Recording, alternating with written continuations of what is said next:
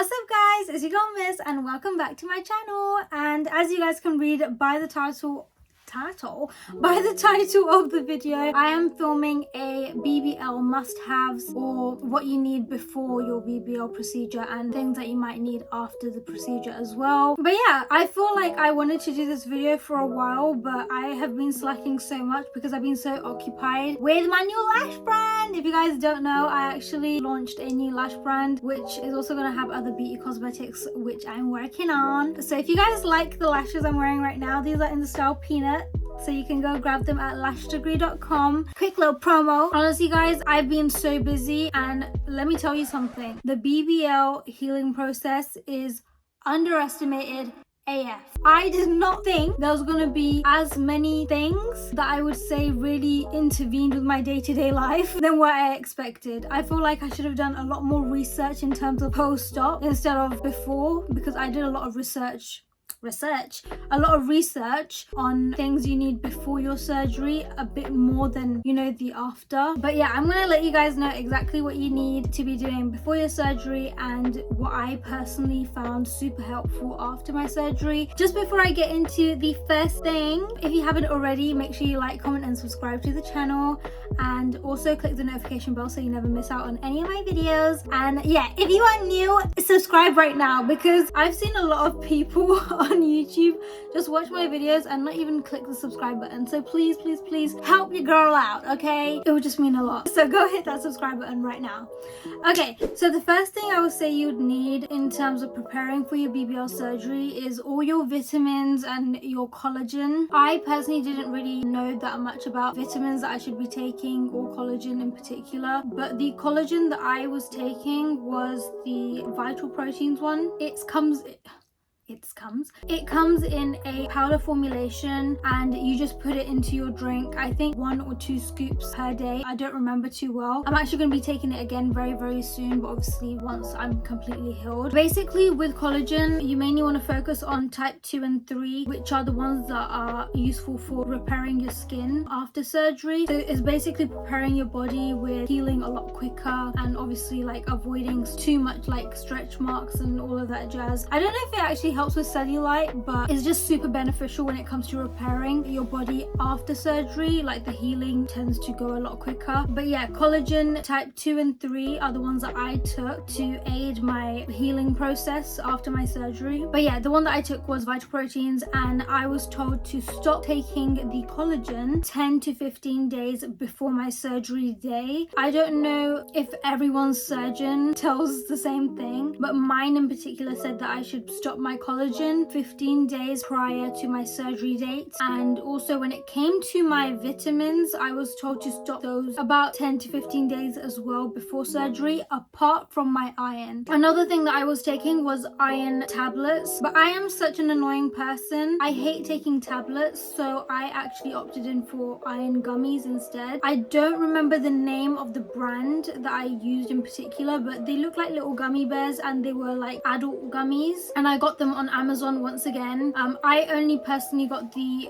gummies because my iron is super bad. I get fatigued quite quickly, so I was aware that I needed quite a bit of iron in my body to prepare for my surgery. So with the iron tablets, you need to stop 30 days before, only because iron actually thins your blood. So to avoid like excessive blood just pouring out your body while you're under surgery, they say just to help the blood like kind of thicken up again, you need to stop it 30 days before, because if you take it for anything shorter than that period and stop it at like 10 days, your blood is just going to be really thin and it's going to be quite dangerous for surgery. It's quite similar to getting your lips done. I don't know if you guys know, but I actually do have lip filler as well. If you guys want me to do a video on my lip filler too, feel free to comment down below. But even when you get like lip filler done or anything to do with injecting your body or cosmetic surgery or whatever, or any surgery period, iron is something that they tell you to stop quite early before you go ahead and do that procedure. So even with my lips, they told me to stop taking iron like 2 weeks or 3 weeks before I went to my appointment, once again because it is a blood thinning agent. So yeah, stop your iron 30 days before your surgery date, and the rest of your vitamins and your collagen, stop that 10 to 15 days before your surgery date. The next thing that I did before surgery was I also decided to change my eating. So I actually started walking for about 30 minutes to 1 hour a day in the evening, because obviously I didn't really have that much time during the day to go for walks. Literally 30 days straight before my surgery date, and that's just to get your body used to walking again, especially if you're not very active or you're moderately active. It's just good to get into that habit of walking, because you're going to need to do a lot of it when you come out of surgery. But yeah, walking was something that I incorporated into my day-to-day routine alongside changing my eating habits. So I started eating smaller portions of food, and I also made sure I didn't gain any excessive weight or lose any weight whatsoever, because with my specific surgeon, they took down my weight and my height and all of that, and they said, okay, this is the weight that we're going to be working with. Please try your best not to gain any weight before you come in for surgery or lose any weight. And that's exactly what I did. So I changed my eating habits, tried to eat less junk food, and more so started incorporating that healthier lifestyle. Maybe opt in for eating salads more. I was a little bit cheeky, I'm not gonna lie, but if I wanted to get a takeaway, I'd get like the healthiest option. Cap. So like one thing I remember that I got was the KFC salad. I also started drinking a lot more water, because especially after surgery you are told to drink 2 to 3 liters of water, which brings me to the next thing that I think you should get. One of these bad boys.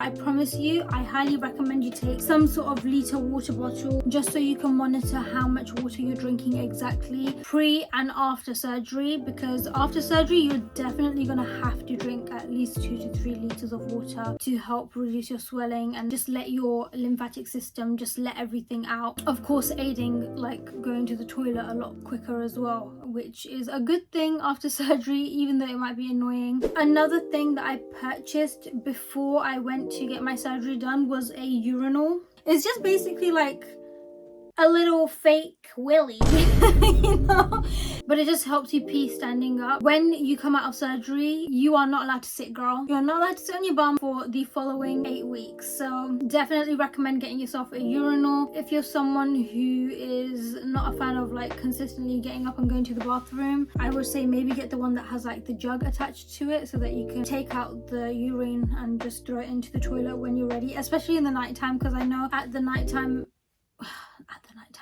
because I know how annoying it can be at night, especially when you have to keep on getting up to go to the toilet. But I'm not gonna lie, I definitely do recommend getting the one without the attachment, only because it's gonna promote you to walk a lot more as well. I remember when I was getting up in the middle of the night using the urinal, I would walk like 15 minutes after that, or like 10 minutes or 5 minutes, as much as I could before I went back into the bed, just to, you know, get my body used to walking. It is crucial to walk. My surgeon in particular said for the first week, walk for about 30 minutes to an hour, or every hour you have to walk 30 minutes. I don't remember too well, but it was one of those. You're gonna need it. Like, I'm sorry, if you don't want to get your faha all messed up, definitely get a urinal, otherwise you're literally gonna drip all over your faha and you're gonna be stinking, okay? And you don't want to stink. Which brings me to this bad boy over here. These are flushable toilet wipes. Oh my god, I'm gonna try not laugh too much, but I did not know what was gonna happen with doing a poop, okay? I did not realize that I had to stand and do a number 2 over the toilet, okay? And let me tell you another thing. If you are getting lipo and a BBL, you are not going to be able to wash your own butt. It's kind of scary, but for those of you that are going to be taking laxatives or stool softeners to help you poop after surgery, those bad boys right there, those flushable toilet wipes, they're just going to come in clutch. I don't even need to talk too much on it. I don't want to go into details, but just know the day that I actually finally needed to poop, Vic had to pull it out my bum, because I was constipated and my stool just wasn't trying to come out. So also opt in for some sort of stool softener or laxatives. Me personally, I ended up not wanting to go that route, because I felt like after taking stool softeners, it just got a bit too messy. It's just a big mess and I didn't like it. Another question I also did get, this isn't related to this video, but someone asked me about period. Like, they asked me, when you go into surgery, what do you do if you start your period after? It's pretty much straightforward. When I was due for my period, but because I had surgery, it actually delayed my period, and I actually didn't have my period for the first month after surgery. My period actually came, like, I missed 2 periods, and then I got my period on the 2nd month post-op, which is kind of scary, but trust me, it's completely normal. Your body is a very smart thing. But yeah, if you do end up starting your period while you're still recovering, don't panic. I would advise just using a tampon, only because you're not going to really be able to put like a pant on top unless you're comfortable with that, but literally a tampon should be fine.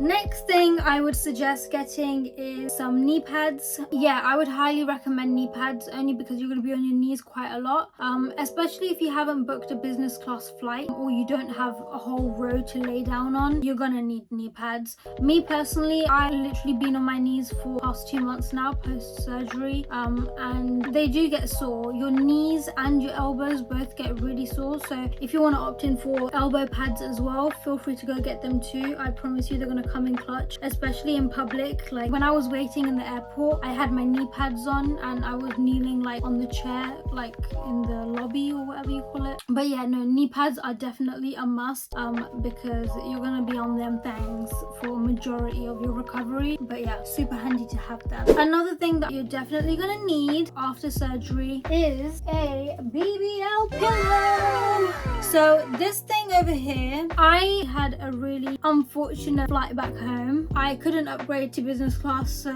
I was actually 1 week post-op, which you're not meant to even be sitting on this thing 1 week post-op. You're actually meant to be sitting on your BBL pillow from 4 weeks. I actually ended up going home 1 week post-op and sitting on this on the plane for takeoff and landing only. I actually ended up being on my knees on my flight back home for the 2nd flight. I had a connection flight. I don't know if I even posted that vlog, but anyways, don't book with Lufthansa. They are terrible. Book a direct flight. Don't be silly like me and go for the cheaper option of getting a connection flight, because we got stuck in Munich and I had to literally fight to get back home, and I was super swollen and I had a terrible experience coming back home because they wouldn't let me upgrade to business class. So if I was you, for your flight back, book business. Book yourself 3 seats so you can lay down and be at peace and comfortable at least. Also, when it comes to your flight, make sure you're standing up every hour and walking for like 15 minutes, even if it means going up and down the plane aisles. It's going to help you out a lot. Okay, the next thing is you're going to need an ab board. I actually got this one from Amazon once again. I'm actually wearing one now, only because I'm actually wearing a stage 2 faja now, which is a little bit tighter than the initial faja you get after surgery. But yeah, I actually put the ab board in today because I realized that when I was bending down, I was creasing my belly, and so it kind of created a little like baby bump on the top half, which isn't cute. It just looked really uneven, to be honest. So I just went ahead and I put the ab board there just to prevent my belly from creasing. Like, I'm super stiff now, so I'm not gonna force myself to mess up my stomach while it's healing. But yeah, I'm not gonna lie, most of my front is completely healed. It's just that the sides are just a teeny tiny bit stiff, but that's probably because I'm not drinking enough water. I'm trying my best. Apart from the ab board, I'm actually going to link everything in the description. The next thing is lipofoams. Basically, lipofoams I used for the first 2 weeks after my surgery until I got my stage 2 faja. With the lipofoams, you just put them in your sides, you put them with the ab board on your stomach and on your back as well, alongside a backboard. I forgot to mention, I think it's called a Lombard board or something like that. Girl, don't laugh at me. I don't know what it's called. Ask your clinic if they provide it first before purchasing them alongside the lipofoams and the boards, because I'm aware quite a few people already have them in their packages when they book with their clinic. But yeah, I'll still link them down below. So now, these things that I'm going to talk to you guys about are stuff that I used after my surgery, which includes some supplements and also some scar creams and stuff like that. So with my procedure, I was actually given my scar cream, my arnica cream, and also another cream for the wounds. If you guys don't know, after surgery you are going to be very bruised, you're going to be very sore, and you're going to need some supplements for after to help aid your healing. What I used was pineapple extract, arnica tablets, arnica gel, and also the creams that the doctors had given me. The arnica gel that I got was once again from Amazon. They actually said they preferred my one, so I ended up using mine because it was 99% arnica. I'll link it once again down below for you guys, and then you just put in your boards and your lipofoams again and put them back on. I did it twice a day alongside the scar creams that they had given me. They were the main stuff that I took. The last thing that I almost forgot to tell you guys was about acid reflux. So for the first month, I'm not gonna lie, even like to this day, sometimes I wake up in the morning feeling a tiny bit nauseous, but that's because I am still laying on my belly. Maybe I should start laying on my back, but I'm still kind of scared since I'm 2 months post-op. Hopefully after the 16th I will be doing that. But another thing that you might want to opt in for are acid reflux tablets. The ones that I took were by the brand Nexium.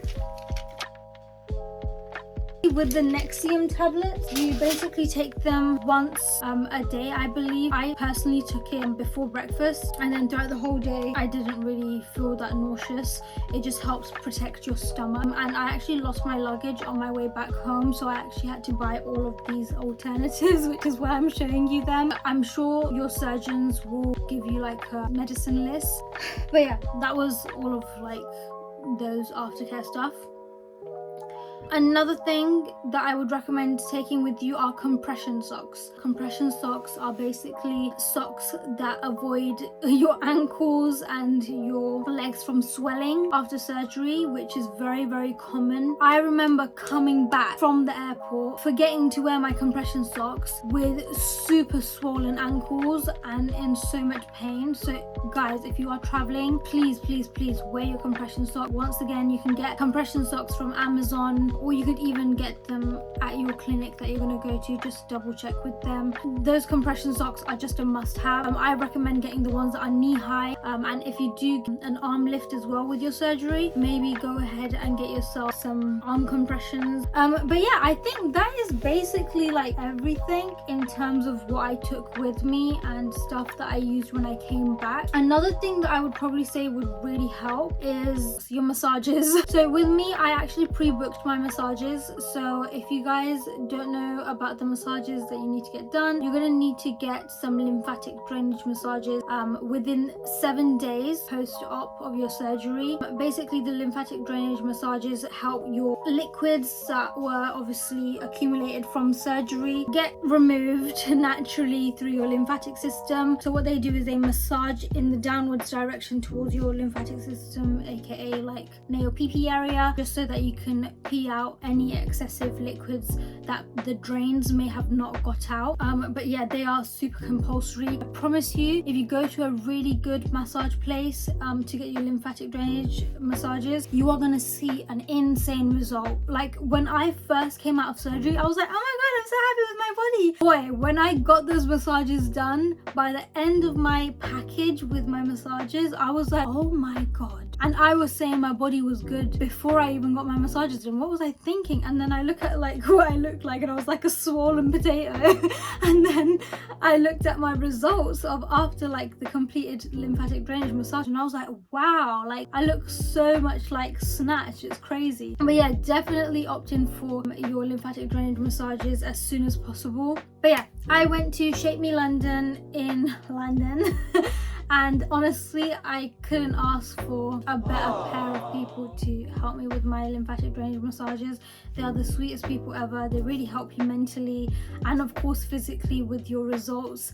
They also do help you with purchasing your stage 2 faja, which is something that you have to wear after a certain amount of time of wearing your initial surgery faja. But they also provide that service as well. Not only that, if you do have any seromas, accumulated liquids that need to be removed, they're also qualified to remove any seromas, which I think is incredible. And they're just overall incredible. You don't necessarily have to have surgery on your body to get your massages from them, but definitely go check out Shape Me London. They are insane. They also do wood therapy, which is something that I'm currently getting, and I'm telling you, it makes your body look snatched. So definitely go check them out on Instagram. Yeah, I don't really know if there's anything else that I can think of, and yeah, I think that's basically everything. Damn, I've been stuttering so much in this video, it's mad. But yeah, hopefully that is everything. If anything else pops up in my mind, I'll probably link it down below. I've been super happy with my results. A life-changing moment because I'd never thought that I'd see my body again the way that it used to be, and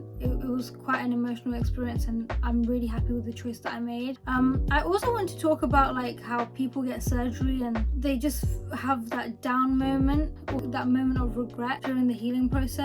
I just want to say, look, I promise you, I've been there. There was a point where I was in so much pain and agony at day 3 and 4, and I was like, oh, F this, I cannot do this. Why did I get the surgery done? But I promise you, as the weeks go by and you see your results after your massages, you're just gonna be like, wow, did I really say that I didn't want to do this anymore? I promise you, you're going to be so happy. And even me, I'm so happy to sit on my knees because I'm just like, no, I gotta protect her. I gotta protect this. I don't want to like mess up my body anymore again. If you guys want to know why I even got the surgery done, I actually have a video on why I got my BBL done. But yeah, that was everything. I really hope I helped some of you guys to an extent on your journey for your BBL. I just want to wish everybody that is going to get their surgery done a very, very, very big good luck, and also sending you guys my blessings and prayers if you are currently undergoing surgery or someone who's post-surgery and recovering at the moment. Just know you're gonna get through it. It's all gonna be good, and I love you, and I'm always here for you. You can DM me on Instagram. I have so many people that DM me every single day with regards to surgery, and I'm always more than happy to answer any questions for you guys. But yeah guys, thank you so much for watching my video. Hopefully you guys have got a bit more knowledge on what you're gonna need for your BBL surgery, and I hope you all have an amazing day. Don't forget to like, comment and subscribe once again, and click the notification bell so you never miss out on any of my videos. See you later.